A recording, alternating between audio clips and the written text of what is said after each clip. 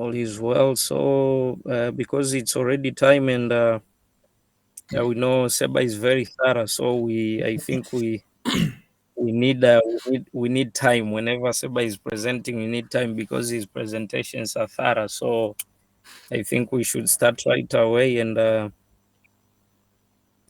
others will join us as we proceed. Sure.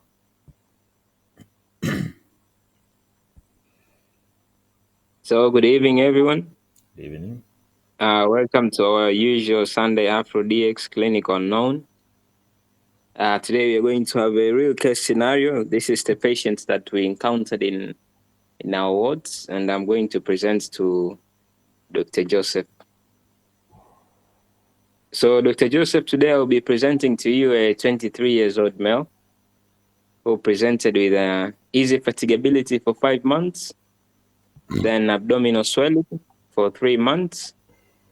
Then 2 weeks prior to admission, the patient developed bilateral lower limb weakness.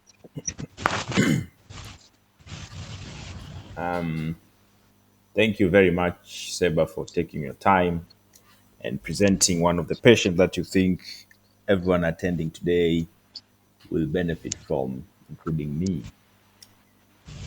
So these are three different complaints, and I think, as we have talked before, based on what we call the principle of medical parsimony, that at the end of the day we have to join them and come up with a single thing that will explain all of them.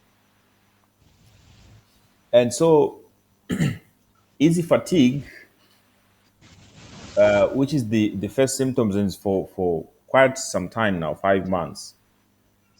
Easy fatigue means you start doing an activity, but you cannot do it at the level that you used to do previously. So you are limited. And so, why are you limited? All major all major organs should be considered when you talk about easy fatigue. That's the thing. That's the first thing.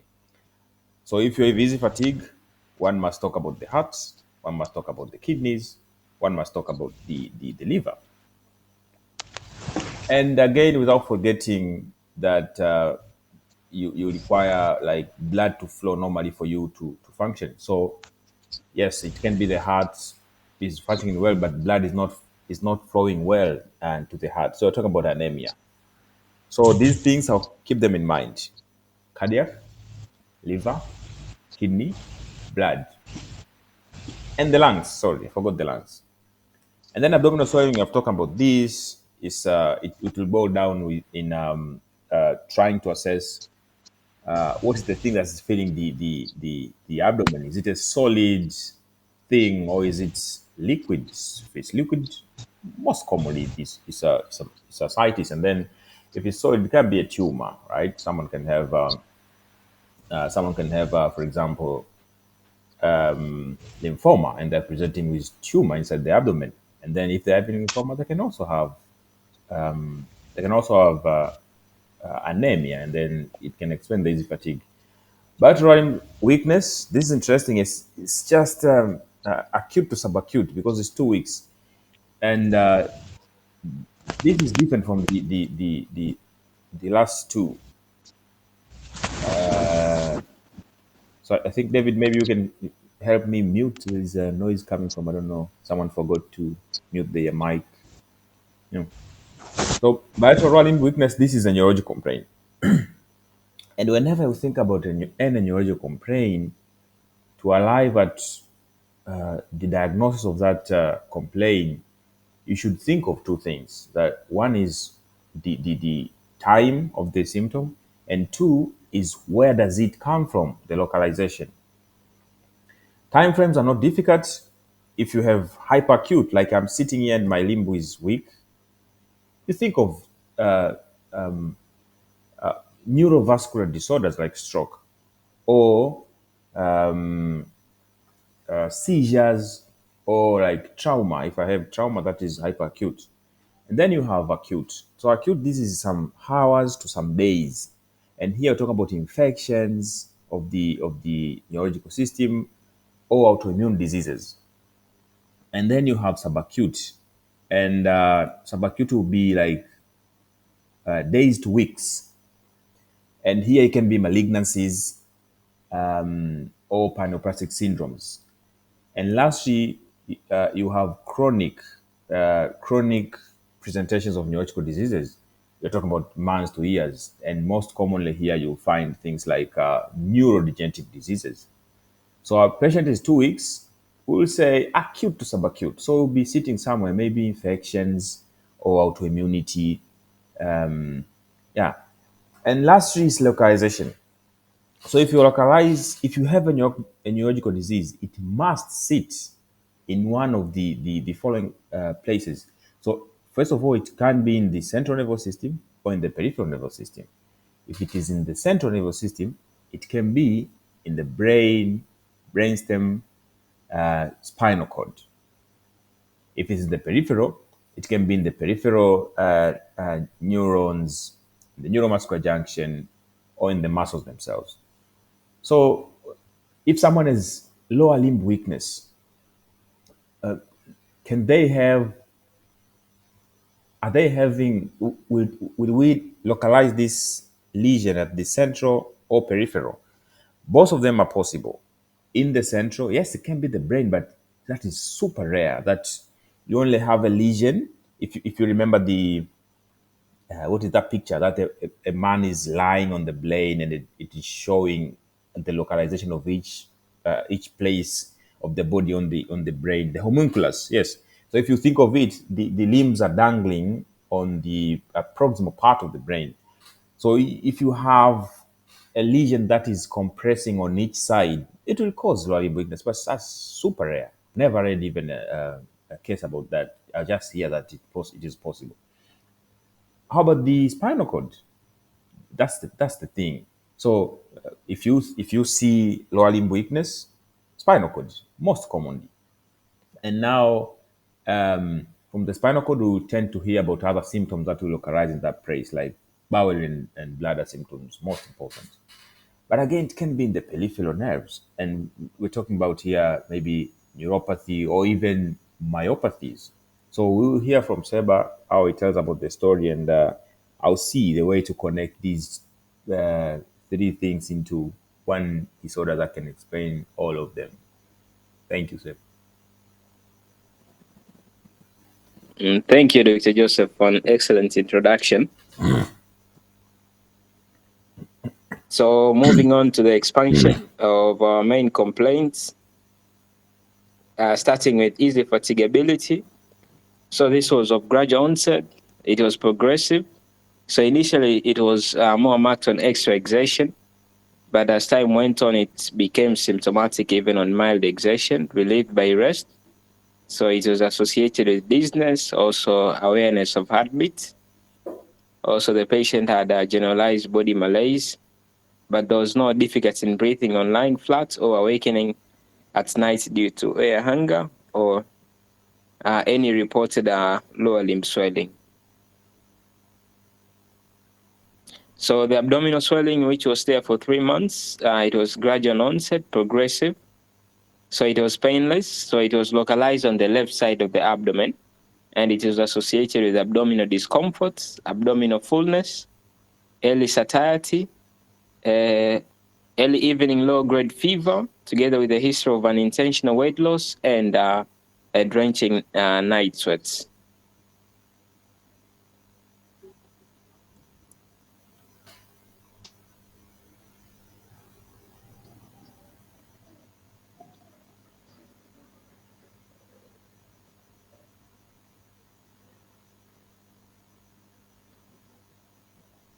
Seba, I think we should finish up the.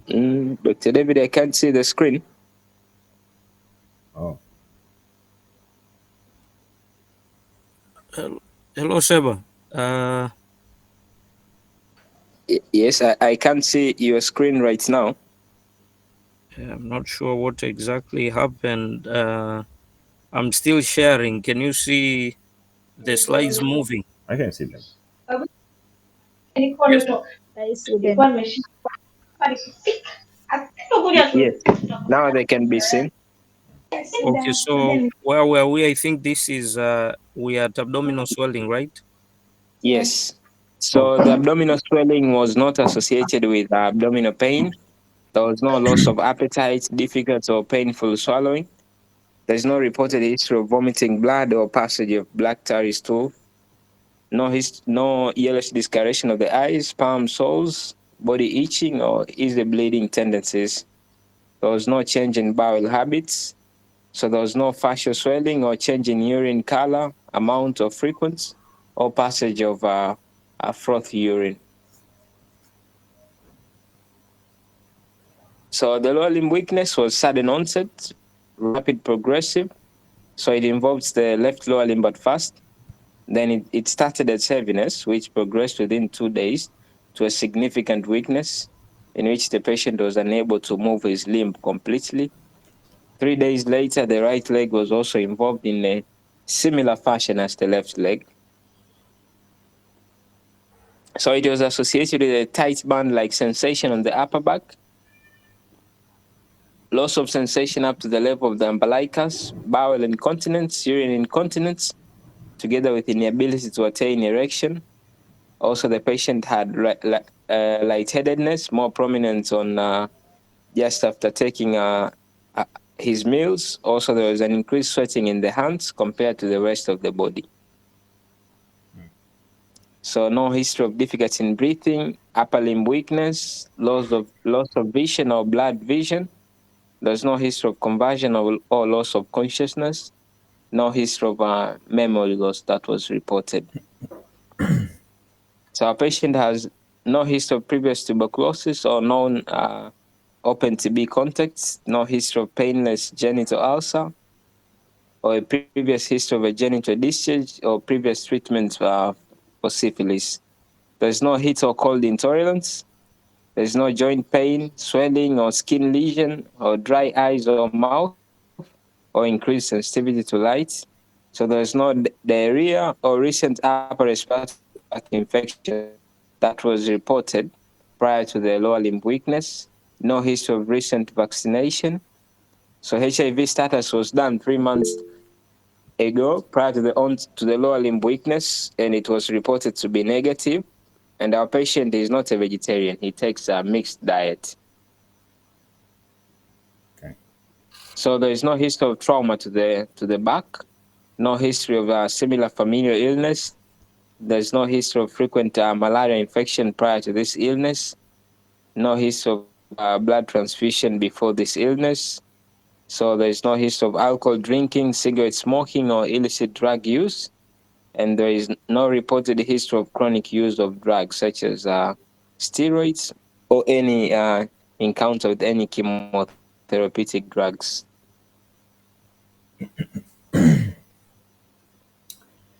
So that was the HPI, Dr. Joseph. Yeah. Thank you very much, Seba. That's very exhaustive history and shows that you're a resident. So, David, let's go back to those slides because I can't even recall the first one. Yeah, so I'll choose what I think is relevant and discuss on them. So, okay. Yeah, so some points in this slide are trying to telling us that this guy is having easy fatigue, but maybe it's not coming from heart because saying like there's no difficulty in breathing or lying flat, you're trying to tell us maybe it is not heart failure, but this is low sensitivity. Maybe it is at the end. We'll see. We have to perform other physical exam and investigation to tell that. Next slide, David. Okay, this is important. Now, so we were trying to think if this guy is having an abdominal swelling, what is it that is feeding the abdomen? And I saw somewhere that yes, on the left side. So what is it that sits on the left side of the abdomen? Not many things. Yes, there are bowels there, but most important, there is a spleen there. So when I think this is a splenomegaly. At the end of the day, we can do physical exam and maybe tell on that. But I think this case will make more sense if that will turn out to be a spleen. And so this guy is having easy fatigue. I'm interested to know about the HB status at the end. And then there is what I think will be splenomegaly. So if the spleen fills with stuff in it, those stuff can be of different varieties. So maybe there can be water filling in there, or there can be cells filling in there, or maybe there can be molecules filling in that thing. And then at the end of the day, yeah, that's the only I know. So if we think it's water filling in the spleen, we are talking about portal hypertension here, which can be cirrhotic or non-cirrhotic. We'll see at the end. And then if it is cells, the cells can be maybe white blood cells, red blood cells, or platelets. They can go and fill in there. So when we talk about white blood cells, for example, we talk about things like lymphoma, leukemia. When we talk about red blood cells, we had a case here recently of PV, P vera, and then they can present with splenomegaly. And then the platelets, there is something called ET, essential thrombocythemia, can also cause splenomegaly. And if you talk about molecules, so there are diseases that the molecules will come and they fit it there. I'm trying to think of one. When I was a resident, I presented one of it, and yeah, I forgot it. Maybe it will come back in my mind, but I'm losing it in my mind now. Yeah, so That was Gaucher's. yeah. So it was Gaucher's. It was Gaucher's disease. So these are the molecules that are filling in in the spleen. Thank you, David. And if someone has a splenomegaly, easy fatigue, I bet on anemia. And we'll prove that when we see. And next slide.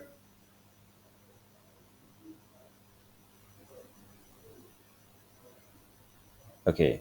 Trying to rule out some sort of things here. Painless. Okay. Next.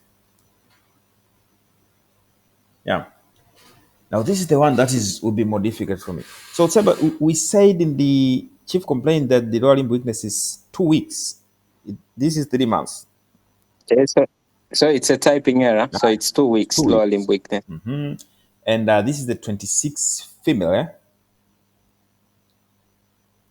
Male. So Oh, he's a 23 years old male. 23 male. Okay. Now, as I said, tempo and localization. Tempo here we're told is sudden. And if you see something occurs sudden, you should think of neurovascular, unless proven otherwise.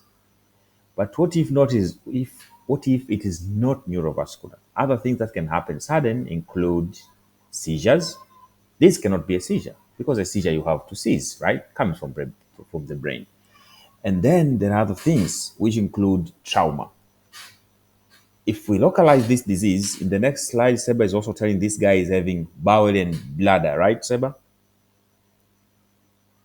Yes. Yes, so he's telling us having bowel and bladder. For me, bowel and bladder with lower limb weakness focuses on the spinal cord. So, what are the spinal cord diseases that can occur suddenly? Yes, there are strokes of the spinal cord, but why would a 23-year-old guy have a stroke of the spinal cord? Very rare. AV malformation can be there, but that is so rare. Why should I think of something so rare? So, what is more common? Injury of the spinal cord. So we are not told if this guy had an injury, maybe an external injury, but the spinal cord can the spine bones themselves can fracture without an injury. Maybe there is a disease that causes them to be easily breakable, that they just break on the weight of an individual, right? So I'll consider that. But again, one thing which is very difficult to pinpoint here is how this how this rapid weakness evolved. So we are told it started with one limb. It started with one limb and then followed the other limb uh, after 3 days later. Yes, so it started on left limb and 3 days later progressed to the left leg. So how is that possible? That's a bit difficult. So first of all, if that is the case, you shouldn't end up saying this is a rapid disease, right? Because it is evolving. It is not just rapid. If you have a stroke, it's pop, I have a stroke. I present to you there is weakness. I'm not telling you it is started at the mouth and then it is for this and it is for this. No, that's not the case. So this started with rapid from one limb, and then 3 days later, another limb. Injury, still possible, but we can also think of other things. And what are they? So weakness that come from one limb to another limb. If you are told, maybe one can think of ALS, but ALS will never be like this. It is never in 3 days. It is something which is very slowly. So that is out of the way. If I think of any autoimmune disease that can do this, I can't think of any. And then maybe infections. Yeah, but even if there is an infection, it will it will have to it will have to explain the tempo of this disease, and then I cannot even think of any, because if I think of TB, yes, if there is TB in that bone spine, it's not the TB that is causing weakness. It's something else that is caused by the TB. So yeah, it will be a bit difficult for me to put together why are the limbs like weakness starting in one limb and then following another limb. So another thing that is possible, transverse myelitis. Yes, transverse myelitis can occur over some few days, but I don't expect transverse myelitis to start from one limb and go to another. So maybe I'll end up saying maybe we had bones of the spine fracturing because of the weight of this individual, and then they fractured on one side and then they're fracturing on the next on the opposite side on the following couple of days. That would be a good hypothesis. Do we have anything else here? Yes, next slide. Okay, yeah. Yeah, so these are also still proves that this is still a spinal cord disease, because you are told there's tight bend-like sensation of the upper back, loss of sensation, like there is a level of loss of sensation. To see that on the exam, and bowel and bladder proves our point. So highly probably we are sitting in the lumbar, that there is a problem in the lumbar. Yeah, so if I go back through this HPI and try to think what is happening, this guy highly probably is having a splenomegaly. Easy fatigue might be coming from who knows, but I think anemia. And lastly, we are told there is rapid lower limb weakness.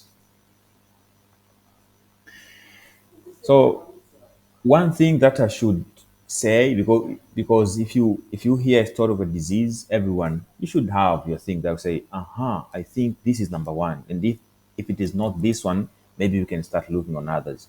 So if I'm told to look at what is number one, I think I'll go for hematological malignancies, leukemia lymphoma, right? And that will explain easy fatigue and splenomegaly. And then, yes, it can explain at the end of the day, if we have an imaging of the back and we see the fractures, it can explain that also, because it's a malignancy.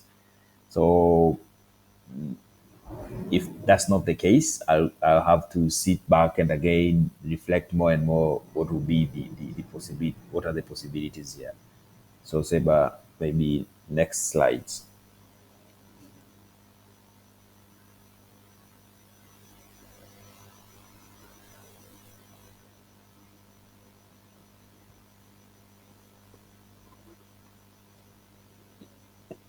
think should go to the exam. It's so review of other system was unremarkable. Past medical history was also fairly unremarkable. In the family and social history, not very contributory. So in the general examination, one positive finding, our patient was pale, no jaundice, no oral thrush, no aphthous ulcer, no angular stomatitis, with no palpable superficial peripheral lymph nodes. So there were no stigmatas of chronic liver disease or kidney disease. Vitals were fairly normal.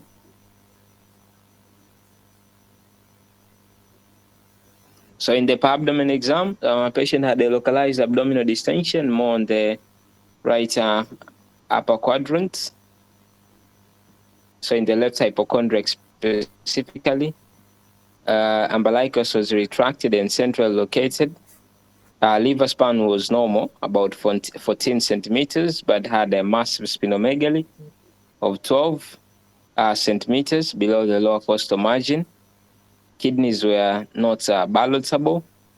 Patient had normal bowel sounds, no renal bruit, aortic bruit or splenic hum, no male external genitalia with a negative shifting dullness. So in DRE, patient had a loss of together with a loose anal sphincter tone, mobile rectal mucosa with the gloved fingers stained with normal colored stool. So conclusion was massive splenomegaly and a lax anal sphincter tone. So CNS examination, higher centers were fairly normal. Cranial nerves assessments were also fairly normal. But in the examination of the motor examination of the lower limb, patient had absent fasciculations, backness was normal. So a patient had hypotonia in both lower limbs, right and left. So power was 0 in the proximal and distal muscle groups of the left and right lower limbs. Our patient had hyporeflexia in both lower limbs. There was no clonus, and also there was no Babinski sign. So in the sensory exam, in the lower limbs, the crude touch, pain, temperature, and fine touch were absent up to the level of T10, and vibration was absent up to the level of the anterior iliac spine. So it was a spinal cord with a sensory level of T10. Coordination for the upper limb was normal, but for the lower limb couldn't be assessed because of the weakness the patient had. Other systemic exam were fairly normal. No. Okay.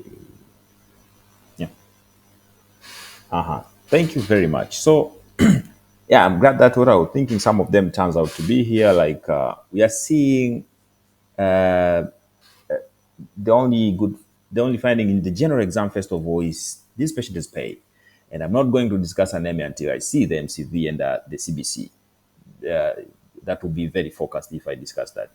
But yes, it's paid. And so we know anemia is the one which is causing the easy fatigue. So we say it can be major organs, heart, kidney, lung, liver, or blood. So anemia. And if I see the CBC, I will discuss on that. The abdominal exam, very nice. It is showing us splenomegaly. And as I said, there is something filling in that spleen. And which can be, I said, it can be the cells or water. So for example, now we know this can't be water, right? It can't be just portal hypertension. From what? We're not seeing anything else that suggests this can be portal hypertension. So we are out of that. So maybe these are cells or or they are molecules, right? And I bet on the cells more, which are starting to sense like we're dealing with, this guy is young, we're dealing with something maybe leukemia lymphoma at the end. So we'll see also that. Uh, the next exam was next slide. Yeah, yeah. Now here I spend more time here because this has to make sense for this diagnosis to be obtained. We have the first two, I can incorporate them and come up with clear explanations. But still, I'm struggling on connecting these neuro neuro findings of this patient because I thought maybe this guy is having a spinal cord issue.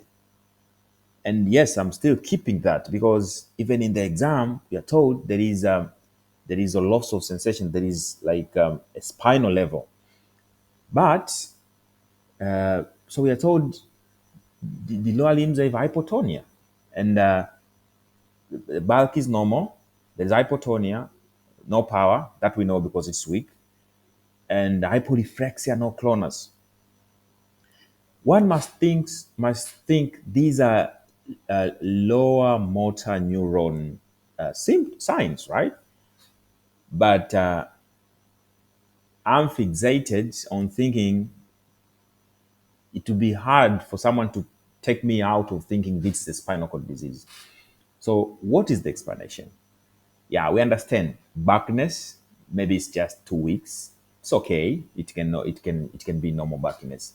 Uh, Power doesn't help anything. There's no power whether it is upper or lower.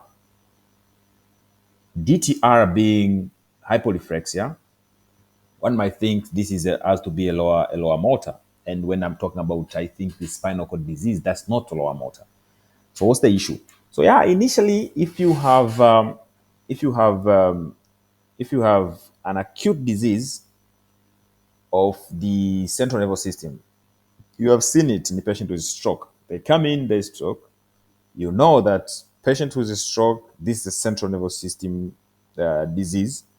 But you do the reflex, they're down, right?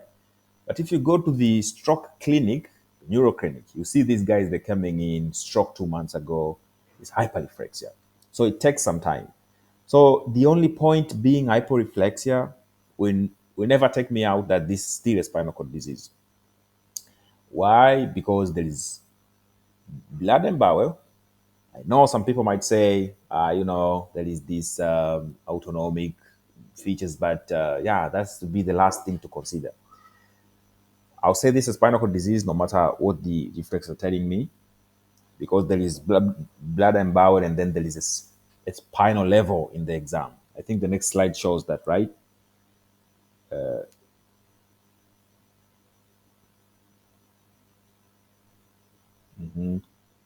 Yeah, so this is on the T10 on the belly button, which is oh, sorry, it's not the belly button. Yeah, it is the belly button, which is T10. So being being a spinal cord level on exam, having blood and bowel symptoms, this is spinal cord disease unless proven otherwise. Only thing to be that there is hyporeflexia is a matter of time. Maybe in the next couple of months or weeks, we'll see it. Everything pointing toward the upper motor symptoms and signs. Yeah. So now the exam has proven most of the things that we were thinking. This patient is anemia. They have, but yeah, there is no exam of the back. I don't know why, but I would have done it also and palpate maybe there is some tenderness somewhere. So yeah, let's see the investigations, and then maybe we can connect on what I'm thinking, because I'm rotating around the same ideas.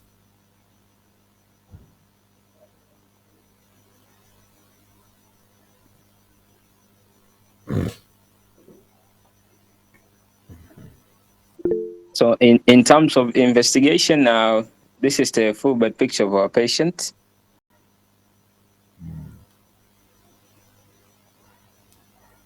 Maybe Dr. Joseph, you can comment on it. Yeah. So yeah, this is it 218 or 21.8? It's 218. Yeah, never seen that. Okay, never seen that. The highest I've seen is 50 something. Okay. Yeah. So let's start with anemia because I was waiting for this. So if you have anemia, you have to look for the MCV. It tells you what kind of things you should think of. So when you see the MCV, it can be microcytic, normocytic, or macrocytic. I think this one is normocytic because it's 90.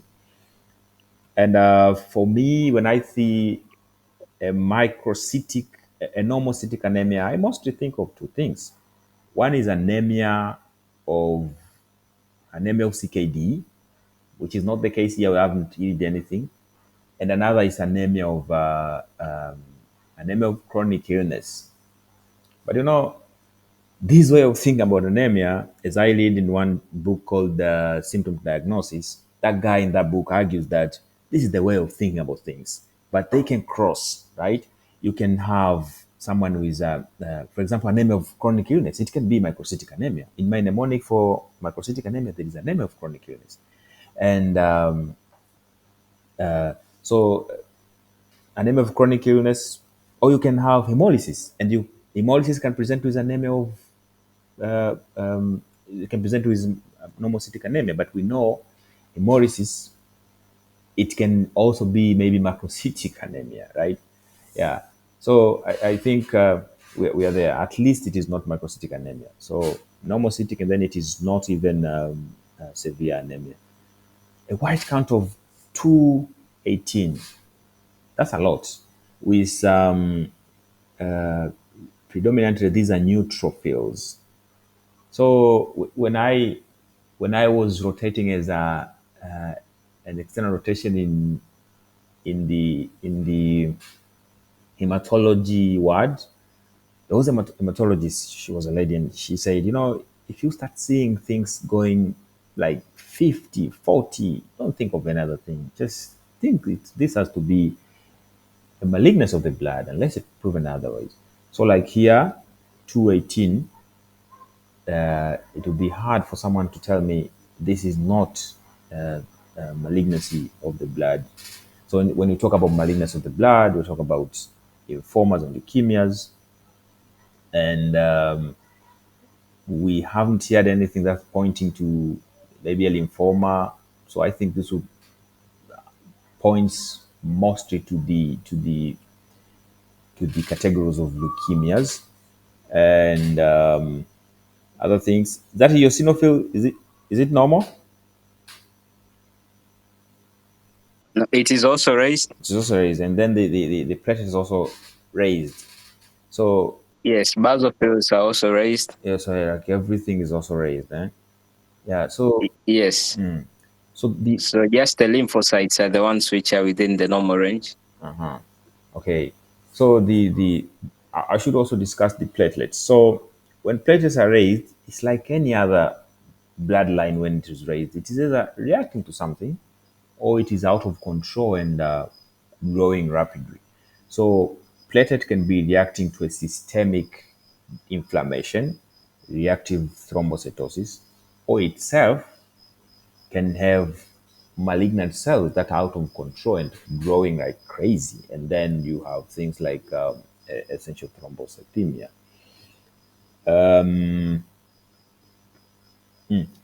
Next, I think that's enough for this.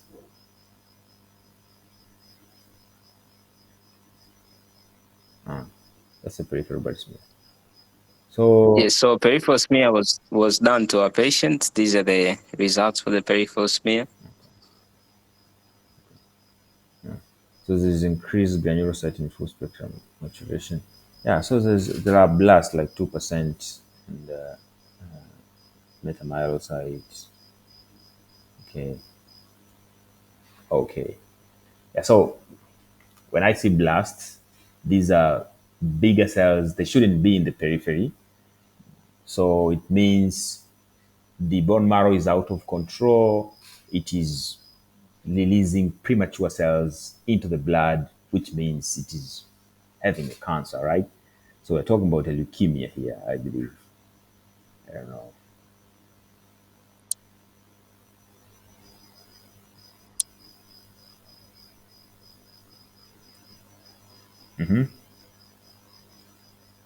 Next, Seba, you're muted. So this is the bone marrow aspirations, almost the same picture as the peripheral smear, no much differences. Okay.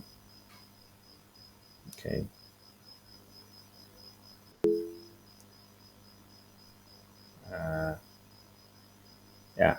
So of importance here that this the bone marrow in the myeloid erythroid ratio is like 4.5. I don't know the ratio, but this is so high, right? 4.5.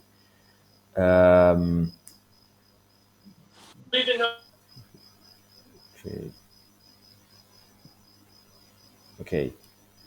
Yeah. So maybe we pause and maybe reflect because it's going into the leukemia spectrum and what can it be?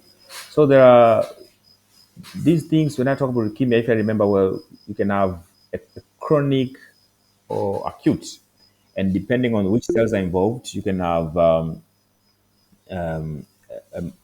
myelocytic and leukocytic. So if you put them in a table, you hear things like AML, CML, ALL, CLL, right? And the predominant cells here were neutrophils. I think these are myelocytes, right? Yes, I think these are myelocytes. And so, is it acute or chronic? I think the way it presented 3 years of like months of anemia and splenomegaly, and then it's only recent that the patient presenting neurological diseases. This has to be a chronic. So one possibility would be a CML that presents with a splenomegaly. And if you think of a CML, I should go back and also consider that platelet that we saw, because CML is among the four things that we call myeloproliferative disorders. Myeloproliferative disorders. CML being one of them, polycythemia vera another, essential thrombocythemia is another, and they're usually a mutation. Is it? Is it BRC, wherever? You will remind me, Seba, but I forgot those things. And it's BRC or something. Yeah, so it's in the same line. Maybe we are also seeing platelets also out of control based on the same thing. Or maybe if this patient had a football picture some years ago, some months ago, maybe the platelets were also high, and previous it was something else, and now it is evolving into a CML. Yeah, so that's where my mind is right now. So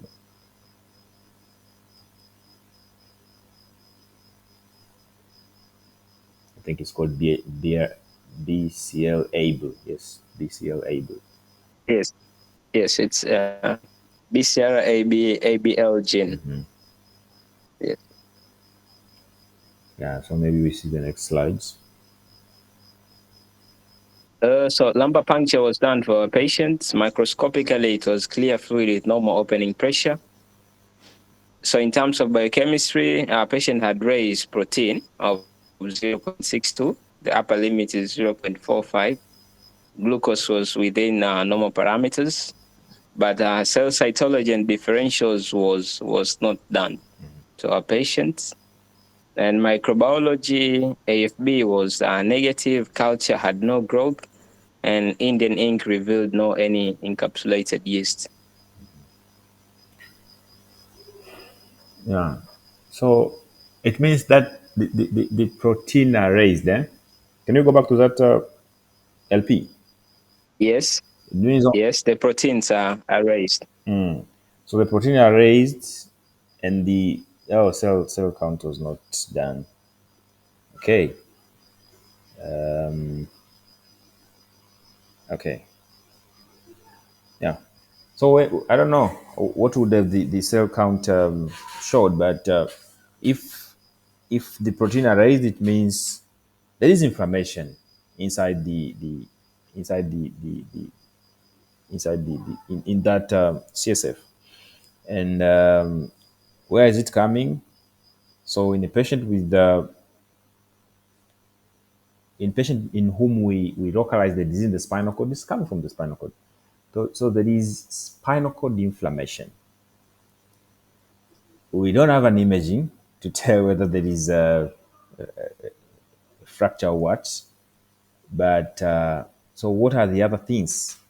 If this won't turn out to be involvement of the bones of the spinal cord, which are fracturing based on because of the weight of the patient and impinging the spinal cord. If that won't be the case, so maybe something else that can explain and that will present with inflammation is inflammatory disease of the spinal cord. Of importance that can appear, that can occur like this will be a transverse myelitis, I think. So it will be a transverse myelitis. My understanding of a transverse myelitis, it is not something that will occur on one leg and go to another. That will be new to me, and that's why we are here to learn maybe something new. So, what else? If I think of other things, they are not spinal cord diseases. This has to be a spinal cord disease. Yeah. So I think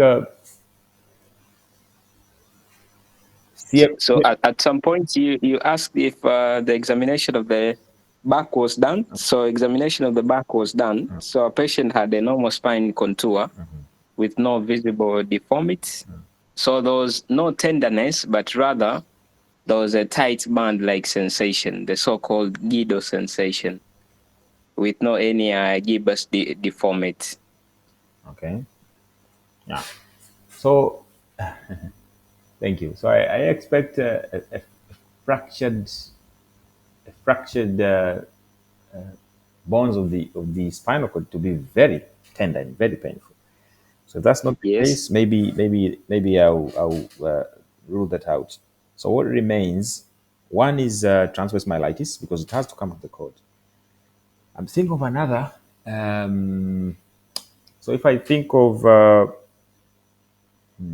yeah, but that cannot be like in the spinal cord alone. Yeah. So another thing would be the can this be a Cauda-Equina syndrome? I don't think so. So a Cauda-Equina syndrome is when you have you do the exam, everything points to the lower motor, but again you have blood and bowel. So can this? Yeah. So this makes sense again. But why should a patient with CML have a Cauda-Equina? Because Cauda-Equina, it means the Cauda-Equina is infiltrated with malignant cells. So maybe it is possible. Yeah, so this is hard, but I'll go for CML with maybe Cauda-Equina.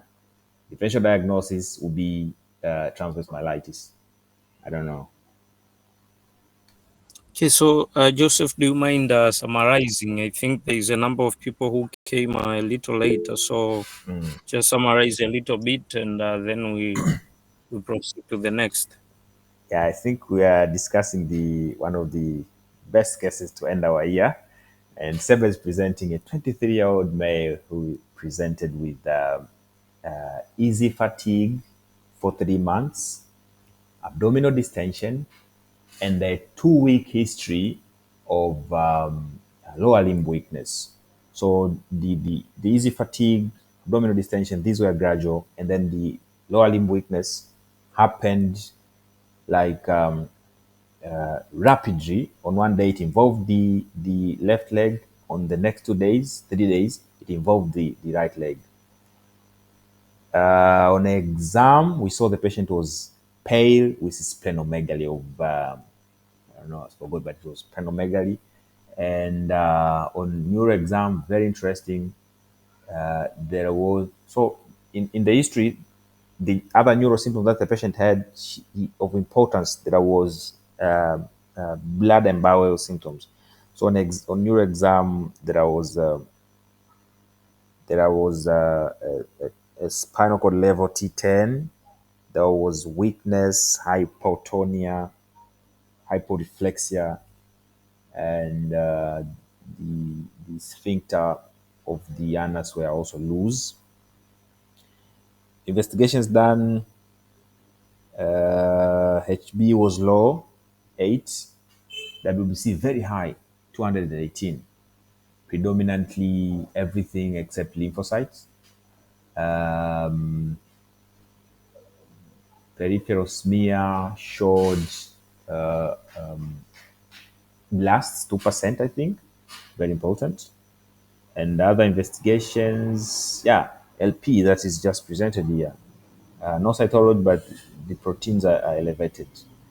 So, yeah, I think we are there. So, my diagnosis, Seba, I'm saying this will be CML with one, transverse myelitis differential diagnosis, Cauda-Equina syndrome. So just a question to you before.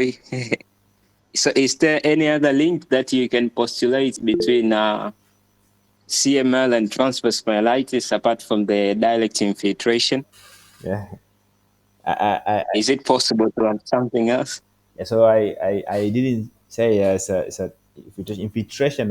If it was Cauda-Equina, that would have been infiltration, but transverse myelitis, because transverse myelitis is it's an autoimmune thing, and yeah. Well, I saw your slide, by the way, so I won't be honest, but teach me. Okay, so I'll just project the final diagnosis and then we proceed from there. I think I will reflect later. So this is the patient that we came up with a provisional diagnosis of. This is chronic myeloid leukemia, as you have said, Dr. Joseph. So in terms of grading, if it's chronic myeloid leukemia or if it's accelerated, or nowadays they prefer the term chronic high risk, or if it's a blast, usually it's a percentage. So percentage which is less than 10%, as in our patient, which was about 2% in the peripheral smear, then it falls into the category of CML.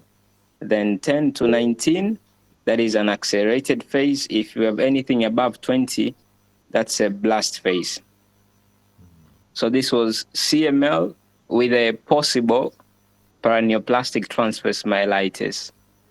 So we thought the transverse myelitis which our patient was having could be attributed to the paraneoplastic phenomenon of having malignancies such as CML.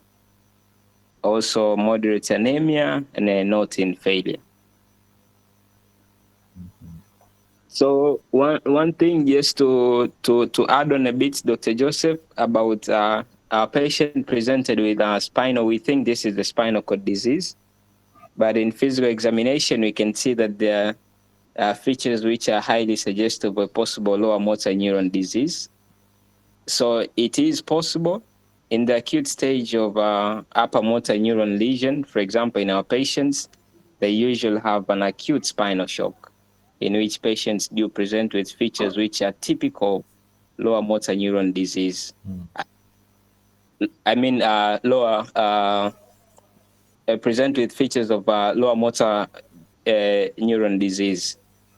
So in this particular patient, usually the typical features of upper motor neuron takes time, usually 2 to 4 weeks. So to develop the features such as the hyperreflexia, clonus, the Babinsk usually takes time, about 2 to 4 weeks. And usually this is a prognostic marker. If you have a patient who is developed to, the patient takes time to develop features of upper motor neuron lesion after having a typical spinal cord or brainstem lesions, usually this is the patient who will have a poor prognosis. But if you have a very short period of a spinal shock, then you develop the features such as spastic and hyperreflexia within a short period of time. Usually it's a good prognostic marker.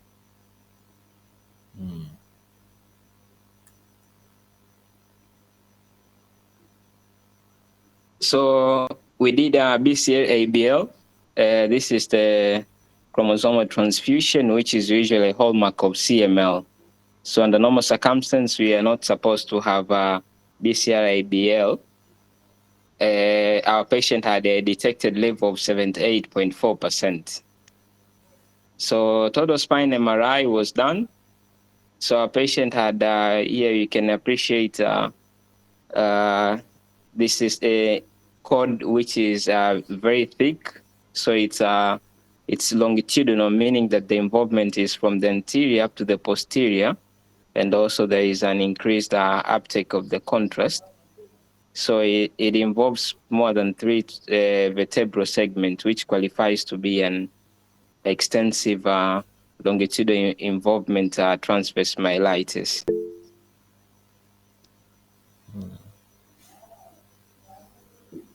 So in terms of the learning points for our patients, we thought this is a very rare case in terms of CML bringing the typical presentation of paraneoplastic transverse myelitis. So far across literatures, we have found about only 2 case reports which have reported the same finding. So just to discuss here, we are dealing with an acute myelopathy. Our patient had features of acute myelopathy with complete cord syndrome. That is acute onset symmetrical paraplegia with a T10 sensory level, double incontinence, together with features of spinal shock, which is hypotonia, hyperreflexia, a negative Babinski and Klöner sign, and a lax sphincter tone. So the myelopathy can be compressive or it can be non-compressive. So a patient did not have pain at all. So usually compressive causes, as Dr. Joseph has said previously, usually they present with usually they're very painful. But you can have non-compressive causes, you can have infectious causes. Commonly, these are viral myelitis, such as the herpes simplex, together with the cytomegalovirus and the adenovirus. Then also commonly, it's inflammatory conditions, such as patients with multiple sclerosis also present with transverse myelitis. Also, patients with a neuromyelitic optic spectrum disorder also presents with transverse myelitis. Also, you can have the metabolic causes, you can have toxic causes, also paraneoplastic causes, they've also been reported. So you can also have vascular causes. So a patient is having significant leukostasis, which somebody also could have argued that a patient possibly experienced the hypercoagulable states due to the malignance and leukostasis, then developed an infarct into the spinal cord, which can also explain more or less the same picture. There are some slight differences if it's due to an acute infarct. Usually there are some differences in terms of presentation, but they may present with myelopathy.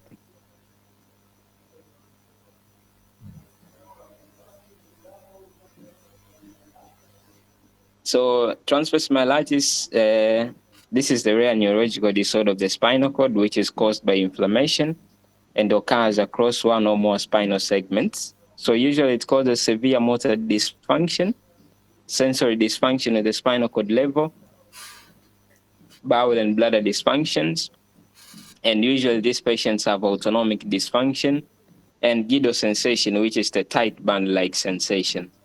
So the thoracic region is usually most affected, about 70%, followed by the cervical region, about 20%.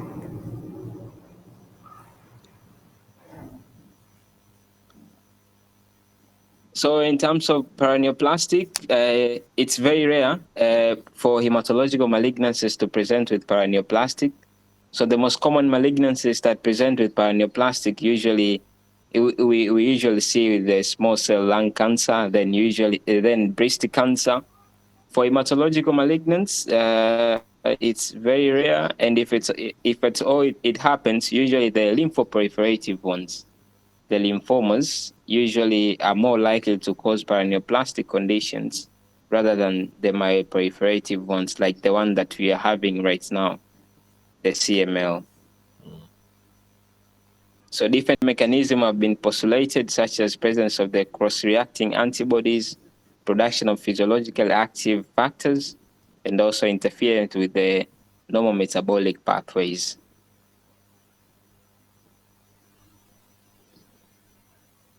So in terms of the typical neurological paraneoplastic, transverse myelitis is not heavily mentioned. Usually most common ones are the ones that are the limbic encephalitis, the Lambert-Eaton myasthenic syndrome that we commonly see in small cell lung carcinoma, also myasthenia gravis, common reported in thymomas, together with the autonomic neuropathies. So in terms of CML, the most paraneoplastic syndromes in CML, usually it's the membranous glomerulonephritis, the myasthenia gravis, and the psoriatic dermatitis. Transverse myelitis has also been lowly mentioned as a possible paraneoplastic syndrome in CML. So we treated the patient for CML. We attributed the transverse myelitis to be due to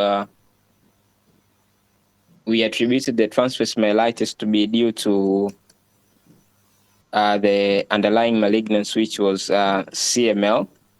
So we treated transverse myelitis with the usual pattern of treatments. Usually we do PAS therapy with a high dose methylprednisolone for 5 days, then followed by oral steroid, which was prednisolone. Then our patient is currently wheelchair bound and also physiotherapy. Now, the definitive treatment is usually treatment of the underlying malignance, in which for our case is CML. So CML, usually we treat with the imatinib. So our patient is on the tyrose kinase inhibitor therapy. So he's on the first generation treatment with imatinib. Currently it's 400 milligram OD. And also due to the presence of the significant leukostasis, we can appreciate the white cell count was about 218. So our patient is at a very high risk of having a hyperviscosity syndrome. So he's on cytoreduction therapy by use of hydroxyurea. So he's on 2.5 gram OD. Also allopurinol to reduce the risk of getting a tumor lysis syndrome. It's also on adequate oral hydration. So reevaluation, it's usually at the end of 12 weeks. So we are going to assess our patient with the splenic size, the hematological response by looking at the full blood picture, then cytogenetic response by looking at our BCR-ABL assays to see if they're decreasing from the baseline, which was 78.4, and also neurological response.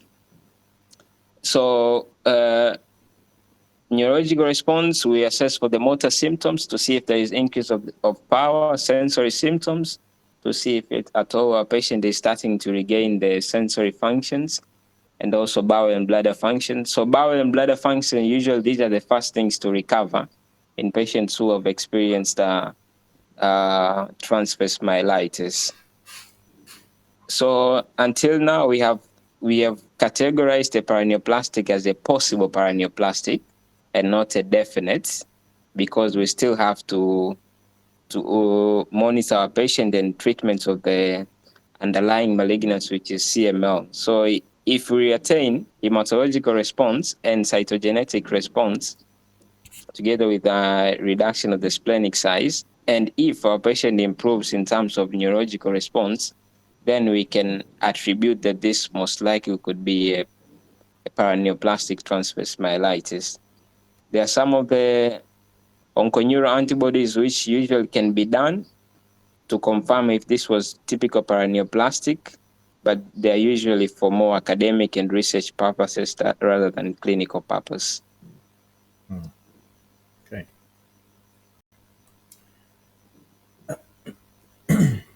Yeah, thank you very much, Seba. This is a very nice case, and I should applaud you. You've done such a great job preparing this case and bring it here so that we can learn. And again, thanks to the audience. There is a guy, a doctor named Abasi. Yes, Abasi. Thank you. That's a well teaching point, and I like it. Everyone should look at that comment. Very nice. So this is why we are here. We learned from this. For example, he realized that I should have made the diagnosis straightforward from that FPP, and yes, I agree with him. That was a mistake for me, but it's okay. So so I think uh, this case proves a lot of things. You know, when you're a resident and then you sit in that the ground lounge and see they're presenting cases like this, you take that for granted. You know, once you leave that environment, maybe you're not going to see that thing, or you're going to see, but you don't have an MRI. You cannot see a case at the end. So that's why we have this here. So I felt like a resident today. David knows that I love to feel like a resident. Like seeing cases and discuss about them brings so much joy to this life medicine. Other things. So when I was discussing, I thought of Cauda equina, but yes, I realize now it can't be. You know, Cauda equina won't have a spinal level. This guy is a T10, which is straightforward. It can't be Cauda equina. Yes. And what I didn't know is TM can be part of paraneoplastic, and you said only 2 cases. So we didn't do those the paraneoplastic panel that they sent, so we don't know if it is, or if it's just patient with malignancy and they're having TM as another separate entity. But it's good to connect these because we learn more from that. And you know, the good thing about neurology, and I love neurology, is that it never lies. Initially, when I thought this is a rapidly progressive disease, like a rapid, it occurs pop, that was not true. It occurred pop on the one limb, and then it progressed over the next 30 days. So that cannot be called like hyperacute presentation of a disease. That is acute. And in acute, we have 2 things: infection, autoimmunity. In autoimmunity, this TM is part of it. So it everything falls in its places if we look at it back. And yeah, I don't know. Back then we were told by neurologists don't not to send the whole MRI spine, but it's okay. If you localize, it's true. You find it there. Like you could have, they could have done a T, but it's okay. So I love this case. I love this case, and kudos to everyone that took care of this patient, and kudos to you, Seba, for such a very good presentation. I think no one beats this. Thank you. So, Dr. Michael, I saw Dr. Michael trying to raise his hand a couple of times. Maybe Dr. Michael, you're welcome. If you have any points of additions or comments. Hi, Seba. Hello, good evening, Dr. Michael. Good evening, Seba. So, as far as we have reached the diagnosis, so my points were prior the diagnostic formulation, but some few things probably I think, as you have said later on, that it's still a possible paraneoplastic. It's not a definitive paraneoplastic until proven otherwise. So you have made it that very, very much clear. As Yes. the other that could be discussed in probably you can list in the list of your differentials. One of them being myeloid sarcoma, of which one of the regions that the myeloid sarcoma can the blood cells can invade is the spinal cord itself. So, and they have more or less the same presentation as the presentation which will be seen on MRI for transverse myelitis. So you'll see an expansile core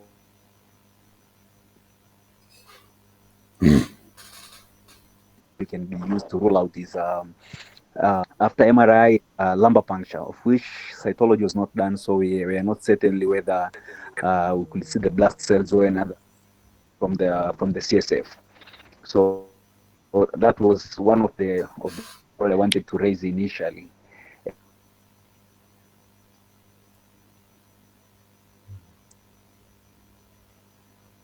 Thank you, Dr. Michael. Then those and the aspect is Salih. very far away. I don't know. The other aspect was on the physical exam and the findings on the neurological exam. Yeah. So, Seba, may I proceed? Yes, Dr. Michael. Hello, Seba. Yes, Dr. Okay, so Mike. the other aspect was You on the can neurological proceed. exam. Neurological exam, so it was more of the lower motor neuron lesion in compared to upper motor neuron lesion. As Dr. Joseph was clearly said, it's probably can be explained that it was an acute disease, and then later on in 2 to 4 weeks, as you have said, that the patient might present with hyperreflexia and all other features suggestive of lower of upper motor neuron lesion. So the other thing is with the if we tally this to be a transverse myelitis, the other aspect that I can see is for such severe form of transverse myelitis from the MRI, the possibility is now the gray matter was involved with the ongoing inflammation, because we know that the transverse myelitis white matters, which is myelinated, is myelinated. So the gray matter is not myelinated. So probably now the inflammation went further into involving the lower motor in the gray matter. And from this particular point in time is when this particular patient may present with feature suggestive of lower motor neuron lesion. So from the MRI and then going retrograde, I will concur probably this was typical transverse myelitis, but now the involvement went far away from the neurons which are myelinated from the spinothalamic tracts and other tracts and went into the gray matter. And up to this particular moment, now we see features suggestive of lower motor neuron lesion. So those were my few points. I think other points have been said with Dr. Abbas in the comment section. Thank you. Thank you very much, Dr. Ksok. Dr. Kisoga, thank you very much. We appreciate and the level of knowledge that you have on these topics. Please, if you have a case, bring it here. We can discuss. I feel like you have many. Thank you very much. So I see people are active in the chat today. So because it's been an interesting case. So if anyone has anything that they would like to air out as we are approaching the end, so anyone with any questions, any comments, please welcome.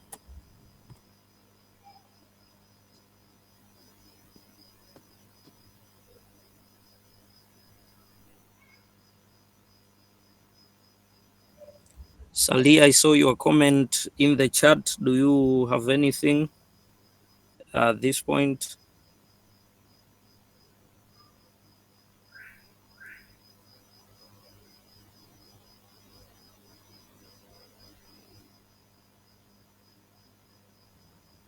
Okay, I do not see any hand. Anyone with anything before we close the session?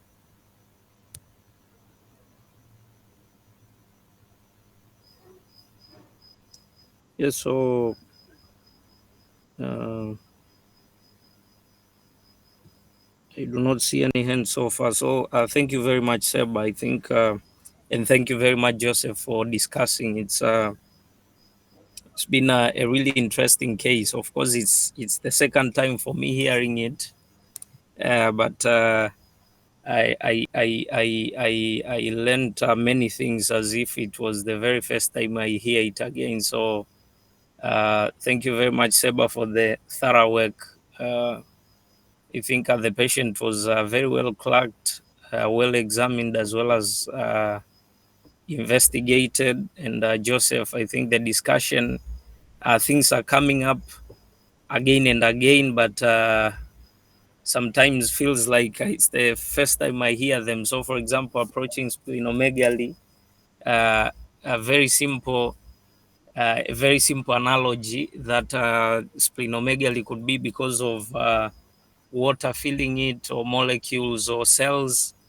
I think it's not easy to forget a schema like that one. So I believe many people in the audience had fun as much as I did. So that's why we do these sessions.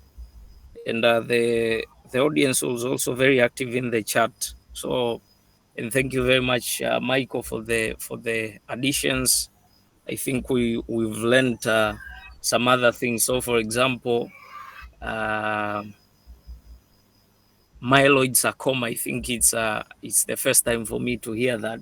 Me too. And I think I'll go and peruse on that. So it was a lot of learning today. Thank you very much, everyone, for joining. I will be back next weekend. So let's keep learning and have fun in the process. Have a good night, everyone. Good night.